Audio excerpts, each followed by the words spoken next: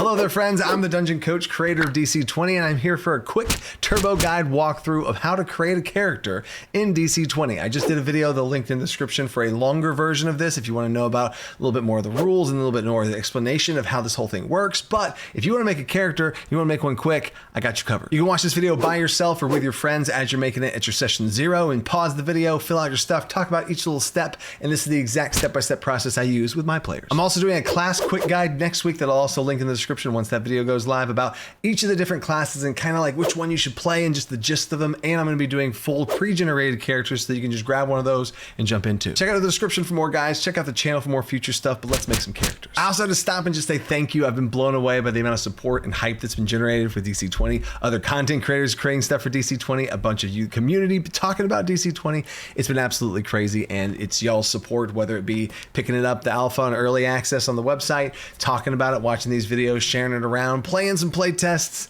Thank you guys. All right, now look at this sick character sheet here. It is beautiful. I'm gonna go form fillable all this whole way. All right, first up, we're gonna get your attributes. You can do these in one of 3 ways: standard array, which is my recommendation; point buy, which is another great alternative; or roll for stats, which does introduce the randomness of the dice, so be careful with that, especially in alpha playtesting. I recommend the first 2. You have 4 attributes in DC20: might, agility, charisma, and intelligence. And for standard array, it's real simple. You get a 3, a 1, a 0, and a -1 to place wherever you want, and then you get 1 bonus point to fill in after that. Keeping in mind, you cannot have a score of 4. 3 is the cap for level 1. You cannot put that extra floating point into the 3 that you're already given. You got to put it somewhere else. If you instead choose to go with point buy, that means you get 4 points to place wherever you want. Again, following the same rule, you cannot have higher than 3 in any stat. With point buy, there's one extra little twist though. You could choose to take on a -1 and give yourself a -1 in something for gaining 1 extra point to put somewhere else. You could even do that again and give yourself another minus somewhere to get an additional 1 point to put wherever you want. But no matter which way you choose, you're still going to have about 4 points to be able to put wherever you want. And in this case, we're going to use standard array. Let's start filling this thing out. I'm going to fill in the top part real quick. Well, let's make a fighter. Also, at the time of filming this, ancestries and backgrounds are not yet available. They are going to be released in the very next alpha update that should be going out sometime soon. But I will show y'all in this video still when you would add in your ancestry traits as well. So now let's fill in those attributes. I'm going to make an intelligence-based fighter because that's some of the strength in DC20 is you're able to make these kind of interesting type of characters. Of course, you can make a might or agility fighter, but I'm going to make an intelligence-based fighter. I'm going to put my 3 into intelligence. I'm going to put a 1. I still want him to be pretty strong. I'm going to put my 1 into might. I'm going to put a 0 into agility, and then I'm going to put that -1 into charisma. There's my standard array, but I do get that 1 point I want to put somewhere else, and I do want him to be a bit more athletic, so let's go ahead and put that at 2. Last part of step 1 for attributes is your prime attribute right here, which is just the highest of all attributes, which is going to be a 3. And a little pro tip there: if you do point buy, make sure one of these gets to a 3, because that's or you're going to be nerfing yourself. That is it for step 1 of attributes. Moving on to step 2 now, your saves. There are 4 save masteries that you could possibly have mastery in of the 4 main saves. You get to pick 2 of them to gain mastery in. You get to choose any 2 you want. And this is a little bit of strategy here for you if you want to balance off negatives, improve strengths, however you want to do it. For this case right here, I'm going to go for my might. I want to be a little bit more mighty as far as my might saves, and I'm going to balance out my charisma saves. I don't want them to be too bad, and I think a 3 for my intelligence is totally fine. It'll get me enough of the way there. So now you fill them in, and how this works is, in general, it would normally be that number. So my might would normally be a 2, but I have combat mastery in this now. Combat mastery in this case, is going to be a +1. It equals half of your level. Half of 1 is 0.5, but in DC20 you round everything up. Always. So that's a +1. So 2 + 1 gives me a 3. My agility, though, I do not have mastery in, so it stays at that 0.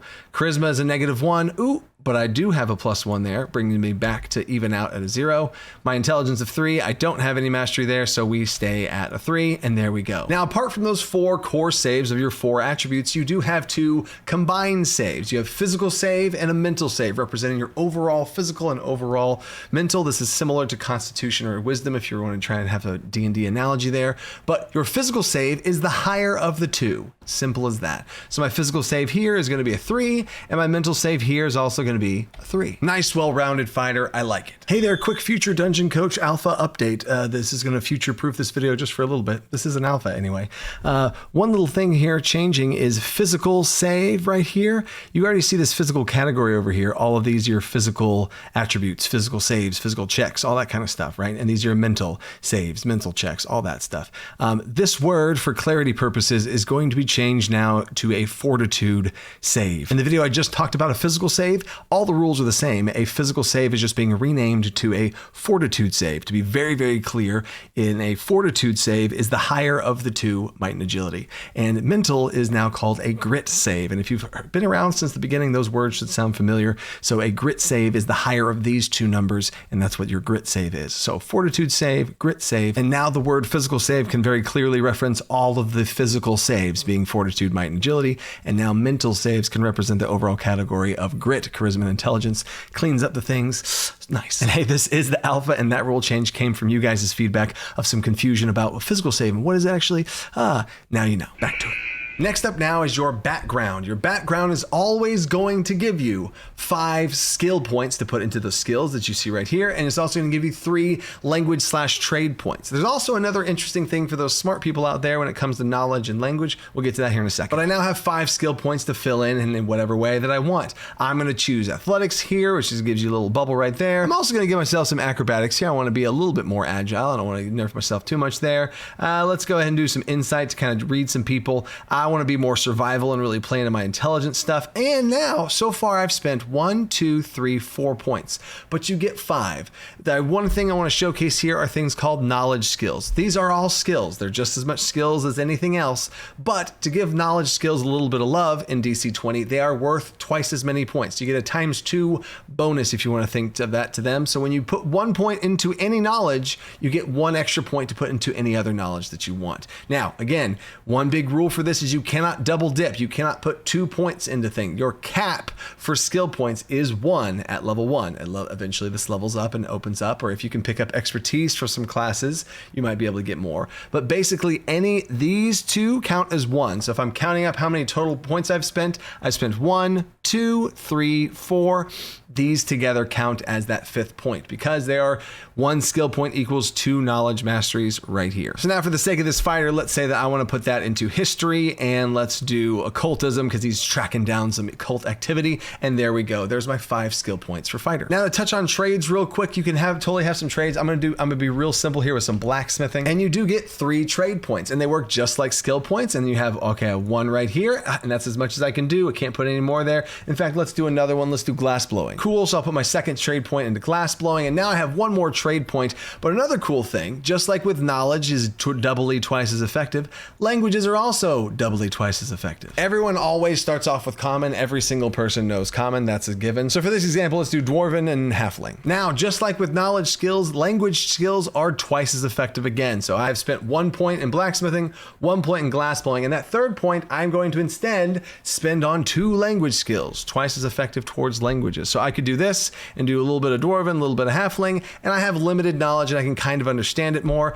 The language system is a little bit cooler in DC20, and you can actually get all the way up to fluent. And there's no cap to languages. So if I wanted to actually be like, no, you know what, instead of dabbling in halfling, let me actually take this out and go double into dwarven. So I have a pretty nice concept about being able to speak dwarven. So just in the same way that skill points are usually worth 1, except for knowledge, they're twice as effective. Same thing with those trade points you get. 3 trade points. You can put them into trades just like that, or they're twice as effective if you put them into language. Now to finish up this step, let's fill them all in. Your awareness, which is a skill, you could choose to be proficient in this, by the way, just for the record. I know it's under prime and it's a prime skill, but it is still a skill if you want to do that, right? I did not, so I keep it as the same. Stays a 3. Down here, this would be a 2, but I have mastery in it. And as you see this little chart right here, every skill point gives you a +2, and then 4, and then 6, and then 8, and 10 into your mastery. As you get a higher level, you'll be able to put more points into here, and you do get more as you level up. But this is a simple +2. So these bubbles right here, each worth a +2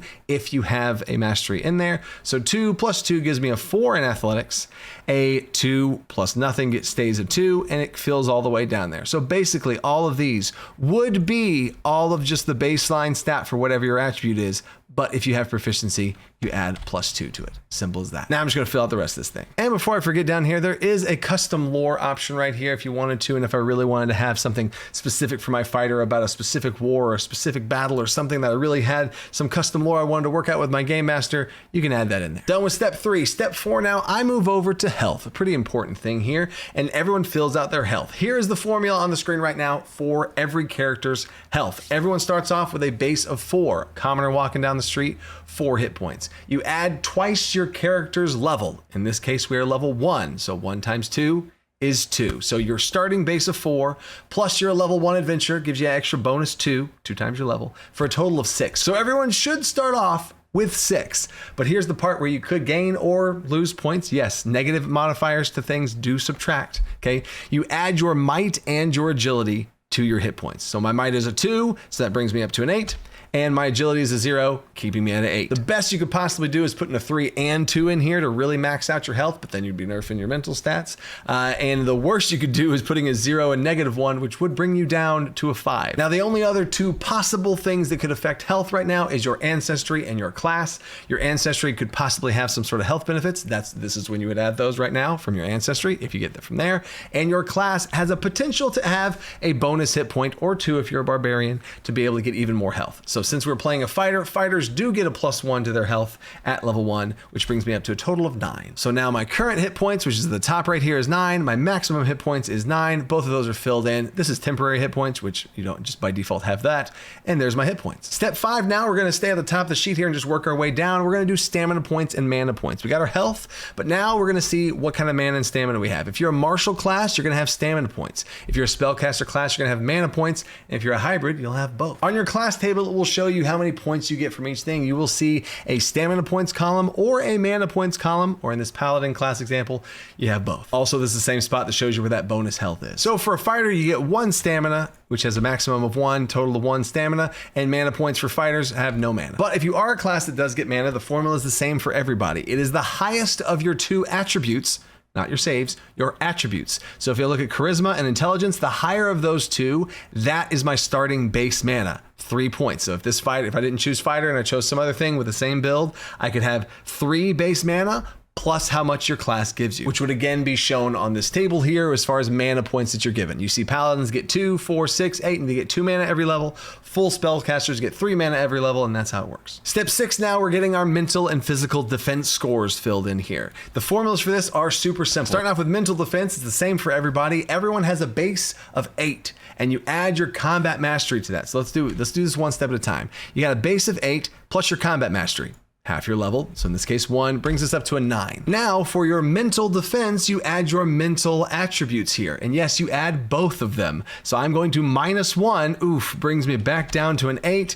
Oh, but my intelligence, +3, goes 8 plus 3, back to an 11 total. That is my mental defense. We'll fill in these next 2 little parts here in a second. Physical defense now is going to depend on what kind of armor or not armor you're wearing. There are 2 classes that have special unique armor classes right now, which is monk and barbarian with an unarmored defense. We're going to leave those. That's going to be in your sheet. You have your formula there for it. If you've chosen that class, do those. But in general, you have 2 different options here of light armor or heavy armor. Every class in the game can wear light armor. This could be padded robes, thin leather, whatever you want to describe it as, but everyone can wear adventuring gear of novice light armor, and then there's novice heavy armor. But the split here in the middle is a very similar formula. Now, here's where the difference comes in on if you're wearing light armor or heavy armor. If you're wearing light armor, you're going to be adding your agility to this. And if you are wearing heavy armor, you're going to be adding your might. So hypothetically for this character, let's act like I'm wearing leather armor, even though it's probably not a good idea because I am more mighty than I am agile, right? So let's go ahead and say I'm doing light armor. So I'd add my agility. So 9 plus my agility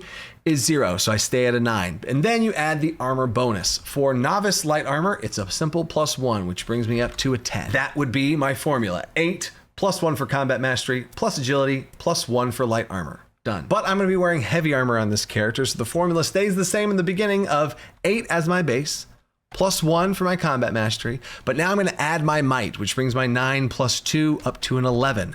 And I'm going to add my heavy armor bonus.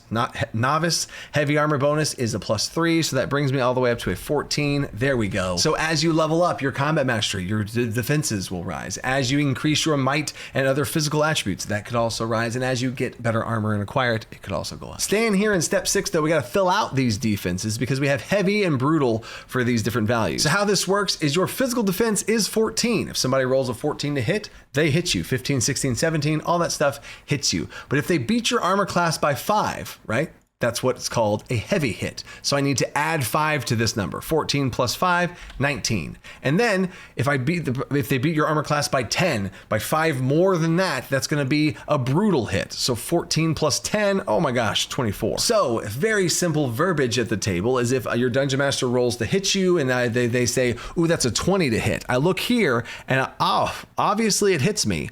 Ooh, it actually heavy hits me. And a 24 or above would brutally hit me. And in DC20, not only could that mean +1 damage and you take even more damage, but there might be some nasty other effects that some monsters or yourself can deal with heavy and brutal hits. Same thing happens for mental. 11 + 5 is 16, +5 again brings us to a 21, and that is my mental defense. Now, damage reduction. I am wearing heavy armor. Novice heavy armor has a damage reduction of 1. And how damage reduction works in DC20 is a little reminder here. Damage reduction only reduces hits. Damage reduction. So if you get hit by a 14, 15, whatever, you get hit, you reduce the damage by 1 from physical damage. Mental damage does not have a damage reduction. This is a physical damage only thing. So if you get hit physically and your armor absorbs some of it, it reduces the damage you take by 1. But if you get heavy hit or more, the damage reduction is bypassed. It does not take place. A little reminder. Step 7 now is a super important one. We're in combat right here, filling this out. Your attack/spell check. The thing you're going to be doing a whole bunch of the time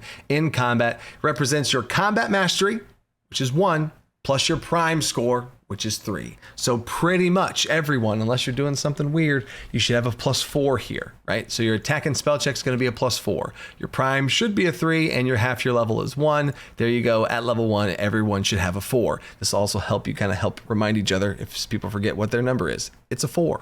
Your save DC is the same exact thing, combat mastery plus prime, except this is a DC. This is the DC set for how hard it is for people to overcome effects from you. So the save DC formula is 8 + 4, which so everyone's going to be a 12 right there, right?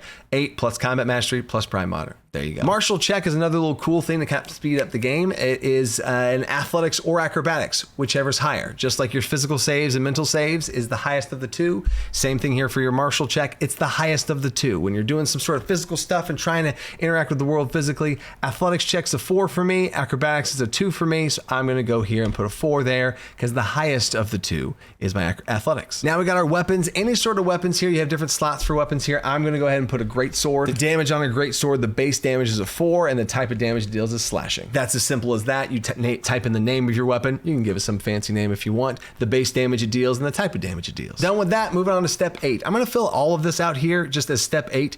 You start off the game with no levels of exhaustion, so don't worry about that. Your death threshold here is 0 minus your prime score. So -3 would be that threshold, meaning at -3 hit points, you die. And yes, that does scale over time. As your prime score gets higher, this is going to go to 4, 5, 6, 7 as this goes on. But right now, start of the game, your death threshold, -3. Movement speed. Everyone's movement speed is a base of 4. 4 spaces of movement, 1, 2, 3, 4. Every time you take the move action, you can move 4 spaces. Ancestries might modify this up or down. So that's another little thing to watch out here for with your ancestries. Your jump distance also. Your jump distance is the highest of your 2, might or agility. In the same way with mana, that we had the higher of your 2 count towards your mana. As far as how far your character can jump in spaces, it's the higher of the 2 between your attribute of might and your attribute of agility. So in this case, that's a 2, right? But just to keep in mind here, it is a minimum of 1. You can't have a negative jump distance or a 0. So yes, the minimum is 1. but it's the higher of the two. And for your rest points, you have a number of rest points equal to your level. So it's just a simple 1 and 1. You spend rest points on a short rest and things. That fills that out. Step 9 now is your inventory. This is going to come half from your background and half from your class whenever this whole thing fills out. Whatever type of weapons your class loadout gets, whatever type of stuff you get from your background. Again, some of the stuff is in alpha right now and they will be listed off all there. You just fill in the stuff. There might be some choices you get. You could swap it out for gold, but that's going to be your inventory. Should be pretty quick and straightforward with that. And then step 10, the technically final step, is all of your features. Now, this is also where you want to double check on your ancestry. You're going to get some ancestry traits from your ancestry. This is when you kind of fill those things in. Maybe you might get some extra move speed. You might get some jump distance, might get a bonus hit point, might get some stuff. And the ancestries are going to be very wide across the board as far as what they touch on and change. So this is kind of when you would implement those across the board. And maybe that might make you want to make some tweaks and changes like, ooh, I get this now, so maybe I want to switch this here to there or whatever. And also wrapped up in this final step is everything you get from your actual class, which makes your fighter a fighter, with your scion a scion, your sorcerer a sorcerer. What I recommend to do here is write out little notes for yourself written in your own language so you can wrap your own head around these thoughts. Because yes, you can have it pulled up and have your fighter sheet pulled up about what exactly they get, but I'd give yourself little notes. Oh, I get this, I get that. I regain stamina when I perform a maneuver. Something simple to write notes to yourself. And there you go. That is your quick blast of a character sheet in DC20. And I hope this has helped to have a system and structure in which to do it, little reminders and tips not to forget stuff. And I will keep updating these types of things as the alpha keeps updating and developing. Ancestry is going to be a big, huge thing I'm very excited to release, and I'll be doing some live streams and other stuff on that.